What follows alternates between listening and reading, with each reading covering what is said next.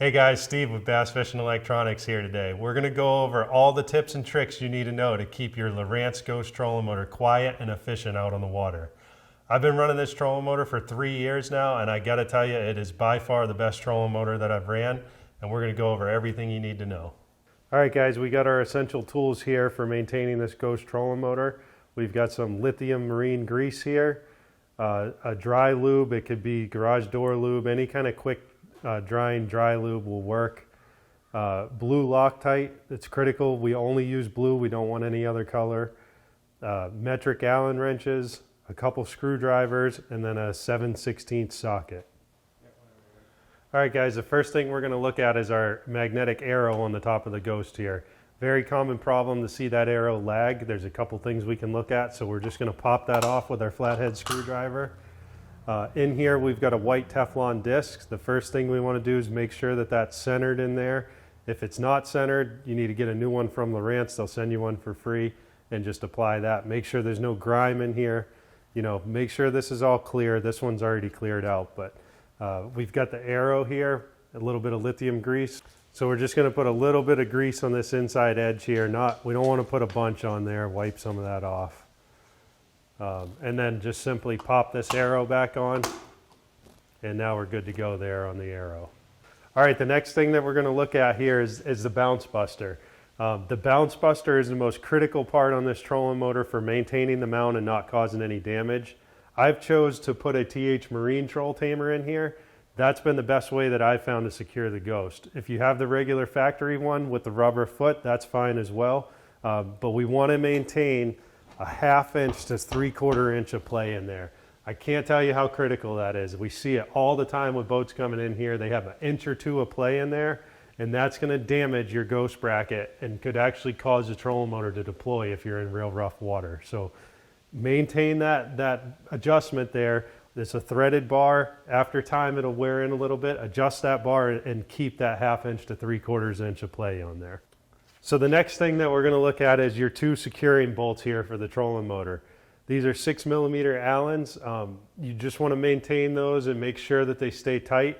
So we're just going to check this with the wrench.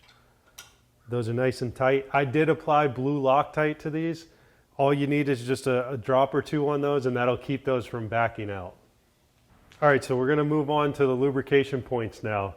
You're going to see these brass bushings throughout your Ghost trolling motor, and as well as some pivot pins. That's where this dry lube is going to come into play. And if you're getting a bunch of creaking noises when you're turning out on the water, things like that, this is really going to help that. You should do this once a month. So we're just going to come in here. We're going to spray these points. So any pivot point we see here, we're just going to hit that lightly with a little bit of this lubricant inside and outside of the trolling motor. We've also got some pivot pins down here. Just give these a little spray in here. All right guys, the next thing we're going to talk about is using some lithium grease on the latch bar for the Ghost. We see this all the time. Guys deploy their trolling motor down and then they complain that they can't get it back up. They have to step on the mount, all that. That's just a result of either the bolts being too tight or there's no lubricant on the latch bar. So the first thing we're going to do, we've got a little lithium grease here. We're just going to come over here and we're going to hit this latch bar. So top, bottom, also on the inside here, we're going to hit that with a little bit of grease.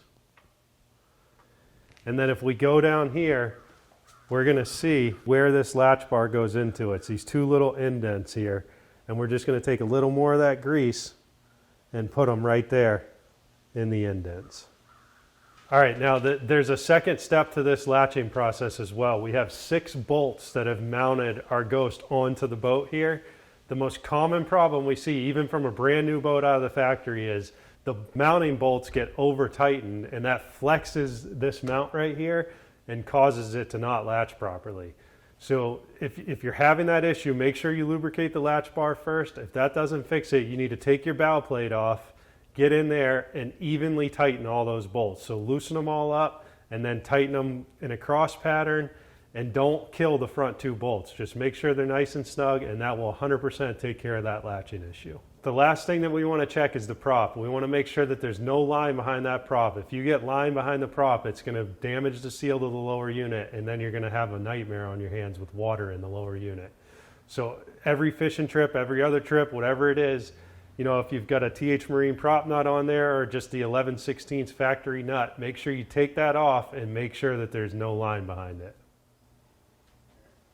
All right guys, now that we've gone over all the tips and tricks, this is going to really help extend the life of your Ghost Trolling Motor, and in turn you're going to be able to find more fish and catch more fish with no worries out on the water. Don't forget to give us a like and subscribe, and remember you can find all of these products and more on bassfishingelectronics.com.